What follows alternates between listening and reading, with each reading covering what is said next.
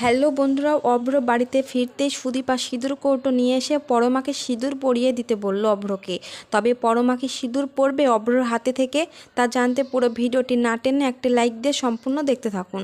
বাড়ির অবস্থা দেখে সুদীপা ছুটতে যায় অভ্রর কাছে আর বলে যে আপনি বাড়ি চলুন দাদা, কারণ পরমা বিধবা সেজে আছে আর বড়মা পুত্র শোকে শেষ হয়ে যাচ্ছে। তখন অভ্র বলে তোমার সাথে ওই বাড়ির কি সম্পর্ক? এই বলতে আদিত্য এসে হাজির হয় আর বলে যে কারণ সুদীপাও ওই বাড়ির বউ আমার স্ত্রী। তখন অভ্র খুশি হয়ে বলে যে জানিস তো ভাই, সুদীপা আমাকে জোর করে ওর রক্ত দিয়ে বাঁচিয়েছে। শুনে তো আদিত্য প্রচণ্ড খুশি হয়।